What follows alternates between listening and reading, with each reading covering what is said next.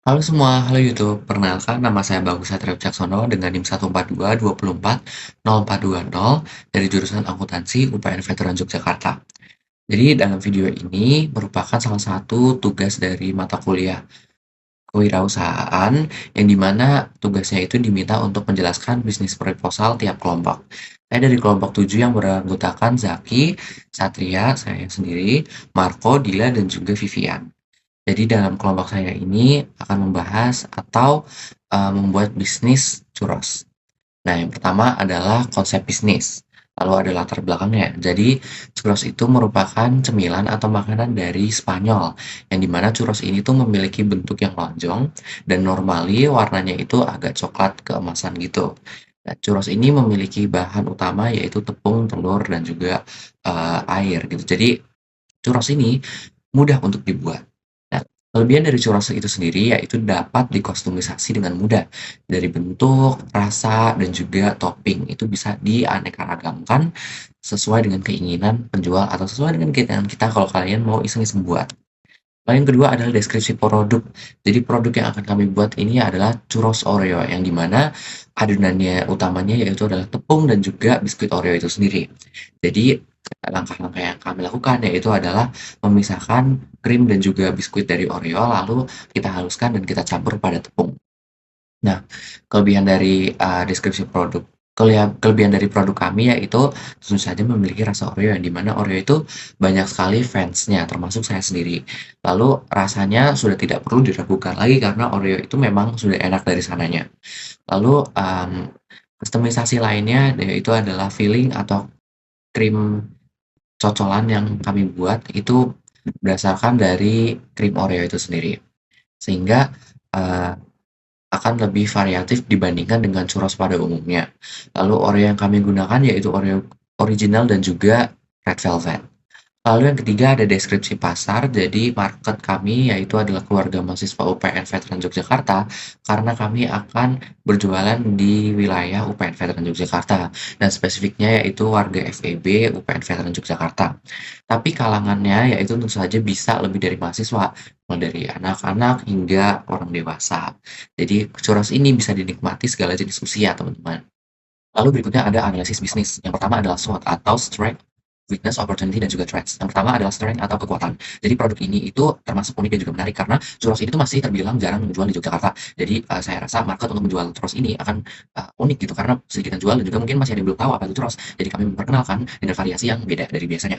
Lalu yang kedua adalah rasa. Rasa ini cenderung disukai banyak orang karena Oreo itu sudah memiliki nama yang besar dan juga churros itu sendiri bisa dikustomisasi karena kita bisa menambahkan filling atau kita juga kasih cocolan dari krim atau dibuat seperti rasa matcha dan juga lain-lain. Lalu ada bahan baku, jadi bahan baku dari churros ini tercenderung mudah dan juga, normal-normal aja seperti tepung, telur, mentega, gula, air, dan lain-lain. Lalu ada proses produksi tidak rumit. Jadi proses produksi kami ini termasuk mudah karena bahan-bahannya tadi itu termasuk mudah didapat, harganya relatif standar, dan juga teknik pengolahan yang tidak begitu susah. Lalu ada fleksibilitas dalam penyajian. Jadi churros ini tuh bukan makanan yang harus habis diolah harus langsung digoreng. Jadi churros ini makanan yang bisa habis diolah kita masukkan ke kulkas atau freezer terlebih dahulu itu bisa, lalu digoreng untuk kapan saja pun bisa. Nah, lalu ada kelemahan atau weakness. Dan yang pertama itu adalah makanan digoreng. Jadi karena makanan yang ini digoreng atau nggak mengandung minyak, jadi banyak orang yang mungkin kurang gitu ya untuk alasan kesehatan. Jadi makanan digoreng itu kadang memiliki pro dan juga kontra sendiri. Dan juga makanan ini mengandung tepung atau gluten yang di mana, apalagi banyak dari generasi Z sekarang atau Gen Z sekarang itu yang mulai menghindari makanan gluten dan juga goreng-gorengan gitu biar, masa depan nanti tuh lebih sehat gitu. Kedua adalah cepat lembek dan kurang nikmat jika dingin. Karena, churros ini memiliki ciri khas yang di mana, bahan luarnya itu adalah agak crispy atau renyah, yang di mana dalamnya itu tapi soft atau lembut. Nah, kalau misalkan churros ini dibiarkan lebih lama, maka yang bagian tekstur luarnya itu bisa lebih soft gitu, jadinya untuk experience makannya bisa lebih kurang. Lalu berikutnya ada kapasitas produksi terbatas, yang maksudnya itu, makanan ini harus memiliki cetakan, karena kalau misalkan enggak, proses produksinya akan lama dan bentuknya itu bukan seperti churros pada umumnya. Lalu ada ketergantungan pada kualitas minyak, karena makanan ini itu digoreng, karena churros ini digoreng, maka minyak itu akan sangat mempengaruhi rasa dari churros itu sendiri. Temperatur dan juga jenis minyak itu akan mempengaruhi hasilnya. Lalu berikutnya ada opportunity, yang dimana yang pertama adalah makanan internasional. Jadi churros ini karena makanan internasional, mungkin ada beberapa orang yang masih belum untuk mengenal churros itu seperti apa, jadi kami memperkenalkan yang ada di lingkungan kampus. Lalu yang kedua, penjualan online dan kemitraan. Apabila bisnis kami nanti bisa berjalan setelah ujian, itu kami ada rencana untuk membuat online store-nya gitu. Lalu yang ketiga ada kreasi menu dan variasi rasa. Jadi seperti yang saya sudah jelaskan dari awal, churros ini memiliki bentuk awal yang biasa aja, jadi bisa kami kustomisasi dari segi bentuk, rasa, dan juga topping. Lalu berikutnya ada potensi produk buku. Jadi churros ini seperti yang sudah saya jelaskan tadi, bukan makanan yang habis diolah harus langsung digoreng, tapi makanan yang habis diolah bisa disimpan atau dikasih ke freezer terlebih dahulu. Jadi bisa dimakannya itu agak nanti-nanti. Lalu ada ancaman yang pertama itu persaingan dari snack sejenis. Jadi makanan yang agak manis dan juga terbuat dari tepung itu memiliki banyak sekali lawan gitu di market Indonesia. Dan contoh dekatnya itu adalah donat. Nah, bedanya sama donat ini, churros memiliki bentuk lonjong dan juga lebih renyah di luarnya dibandingkan donat. Terus juga dalamnya itu biasanya lebih padat tapi soft. Jadi dibandingkan donat sebenarnya itu lebih sama gitu, tapi memiliki bentuk yang beda dan juga variasi rasa yang mungkin bisa lebih beda. Lalu berikutnya ada fluktuasi harga bahan baku. Jadi harga dari bahan baku tepung, telur itu bisa berubah-ubah setiap waktu. Jadi harga pokok penjualan itu bisa berubah. Lalu ada perubahan selera konsumen karena ini makan internasional dan juga kadang itu terbawa karena tren. Jadi pasar itu bisa aja tinggi banget atau rendah banget. Lalu ada isu kesehatan karena ini makanan gorengan dan juga mengandung gluten. Jadi sebagian orang itu kurang minat karena ya alasan kesehatan tersebut. Lalu juga produk ini kan mengandung gula. Jadinya ya marketnya bukan untuk orang yang memang sangat peduli untuk kesehatan. Lalu berikutnya adalah rencana operasional. Yang pertama, lokasi usaha itu ada di kampus itu sendiri, di kampus UPN Veteran Yogyakarta, khususnya di wilayah Fakultas Ekonomi dan Bisnis. Lalu yang kedua ada proses produksi. Jadi yang pertama persiapan bahan baku, bahan utamanya itu ada tepung, telur, mentega, dan juga Oreo itu sendiri. Lalu ada garam dan bahan-bahan lainnya seperti minyak goreng, gula halus, dan juga topping. Lalu kemudian ada pembuatan adonan. Jadi adonan dari tepung, telur, enggak, maaf. Jadi yang pertama itu disiapkan air, lalu dimasukkan tepung dan juga Oreo yang sudah ditumbuk-tumbuk, lalu dimasukkan ke adonan, tambahkan mentega, lalu diaduk-aduk hingga mulai padat, lalu ditambahkan dengan telur, garam, dan juga gula, lalu diaduk-aduk hingga teksturnya itu sesuai dengan yang diinginkan, lalu dipindahkan ke cetakan, lalu dicetak, lalu digoreng. Lalu penyajian dan pengemasan, jadi churros ini penyajiannya biasanya itu biasa satu porsi itu 3 sampai 4 churros lalu dikasih bubuk halus, entah itu gula halus ataupun cinnamon gitu. Lalu biasanya juga ada dip-dipan atau cocolan atau biasa juga bisa dibuat sebagai filling atau dalam dari churros itu. Lalu yang berikutnya adalah distribusinya. Jadi distribusinya penjualan itu bisa melalui pre-order terlebih dahulu atau bisa langsung di offline store marketnya nanti. Nah, lalu berikutnya adalah rencana organisasi. Jadi, lalu yang pertama itu ada tim dapur, bagian yang goreng, bagian yang cetak, dan juga mengolah. Lalu ada tim kreatif yang dimana itu membuat logo atau sebagai digital marketingnya dan juga bagian promosi-promosi secara online. Lalu yang ketiga ada tim keuangan, yaitu bendahara tentu saja dan juga bagian logistik atau bagian juga yang melaporkan keuangan. Lalu ada tim riset dan inovasi, tentu saja ini bagian untuk mengambil-ambil ide akan produk yang akan kami jual. Lalu berikutnya adalah rencana pemasaran yang dimana yang pertama adalah produk. Jadi produk kami itu dalam satu porsi akan ada 3 pieces dan ini penyajiannya itu akan dalam box yang ditaburi juga dengan gula halus. Dan jika dirasa perlu akan dikasih cocolan. Karena churros kami itu krimnya akan ada berada di dalam churros itu sendiri. Lalu price dari churros ini sebesar 12.000 dan isinya adalah 3 atau 4. Jadi saya rasa itu masih make sense karena churros yang kami buat itu akan berpanjangnya sekitar 10 sampai 12 atau 14 cm. Lebarnya itu harus lumayan lebar juga karena akan ada fillingnya. Lalu ada tempat penjualannya itu seperti biasa di tenda event gitu. Lokasinya ada di UPN Veteran Yogyakarta di wilayah sedekat auditorium seperti biasanya.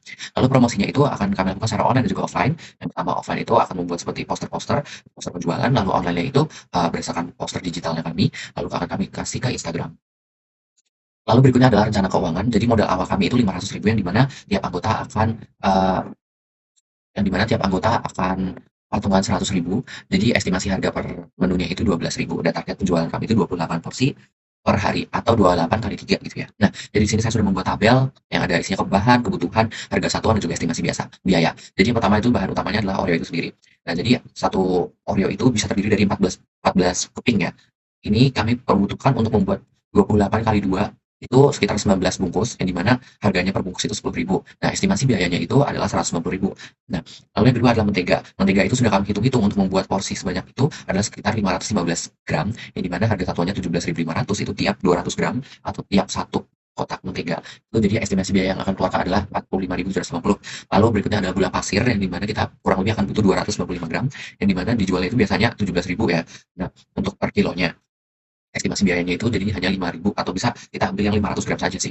Lalu ada tepung terigu, kita hanya memerlukan kurang lebih 1 kilogram dan estimasi biayanya 12 ribuan. Lalu ada full cream ini kami memakai mungkin entah itu Greenfield atau Ultramilk, jadinya harganya sekitar 23.000 untuk 900 ml. Jadi estimasi biayanya yang kami butuhkan itu 10.000.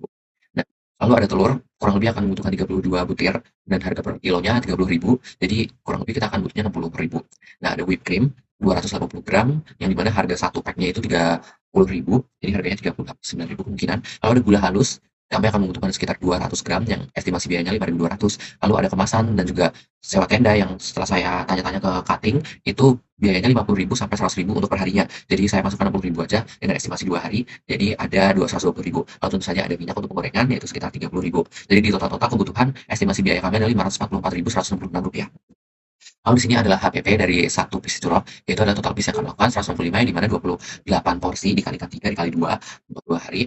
Lalu ada jumlah porsi itu 56 tadi isi 3 piece. Lalu ada HPP total 544 yang sudah kami hitung tadi, yang HPP per piece-nya itu 3.297, yang HPP per porsinya itu 951.000. Makanya kami menjualnya itu di angka 12.000 agar akan mendapat keuntungan.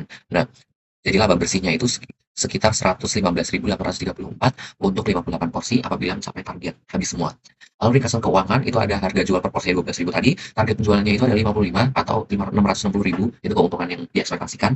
Lalu ada total biaya produksi 544.000, jadi laba bersihnya adalah 115.000 dan juga ROI-nya atau rate of investment-nya 21,3%. Lalu ada rencana kegiatan yang pertama adalah praproduksi yaitu H-7 sampai H-2. Jadi ada survei minat rasa, terus ada uji coba resep dan juga membuat akun media sosial, juga membuat poster, cetak banner, lalu ada belanja bahan baku. Lalu ada hari H, 3 atau 2 hari di kampus, kami akan menjual berdasarkan target yang dimana 28 porsi untuk perharinya. Lalu penjualan promosi langsung ada di booth dan juga di Instagram, dan juga ada testimoni produk dan juga promo-promonya jika mungkin sempat, dan juga menawarkan top up tambahan rasa. Misalkan dalam tambah 2.000 per porsi itu nanti akan mendapatkan cocolan gitu. Lalu akan menghabiskan stok efisien di hari ketiga ini jika mungkin bahkan di hari kedua. Lalu ada pasca event H+1 yang kami lakukan adalah evaluasi dan juga kompilasi dari testimoni untuk improvement dan juga ada laporan keuangan itu sendiri. Lalu ada analisis resiko. Yang pertama itu ada resiko bahan baku karena Oreo itu bukan bahan baku murni, jadinya lumayan pricey atau kami hanya bisa mencari distributornya agar lebih murah. Jadi yang perlu kita lakukan adalah menjalin kerjasama dengan supplier tetap gitu. Lalu kedua ada resiko perminatan, yaitu bisa saja rendah karena sebenarnya tren churros itu sudah lewat, tapi karena ini di Jogja termasuk masih jarang yang jual churros, jadi kami memberanikan diri untuk menjual churros di lingkungan kampus UPN Veter Yogyakarta. Lalu resiko persaingan tentu saja nanti tidak hanya ada booth kami, tapi ada booth lain yang mungkin bisa saja ada produk yang sama atau produk yang hampir sama. Jadi produk yang kami buat harus ada beda dari churros pada umumnya, yaitu churros Oreo. Lalu yang keempat adalah resiko kerusakan produk. Jadi tidak menutup kemungkinan bahwa churros yang kami buat itu tidak 100% perfect dari segi penggorengan dan juga rasa dan juga hasil. Jadi bisa saja agak ada sedikit perbedaan, apalagi kalau misalkan churros itu tidak digoreng dadakan, jadi teksturnya akan berubah. Lalu ada resiko keterlambatan operasional tentu saja dalam penggorengan, apabila semoga saja nanti rame, pastinya akan ada menunggu hasil gitu. Makanya menunggu barang itu jadi karena menggorengnya itu sekitar 3 sampai 5 menit. Baik, mungkin saja itu penjelasan saya dari proposal bisnis kami, yaitu adalah churros. Mohon maaf jika ada kata yang kurang berkenan. Sampai jumpa, terima kasih.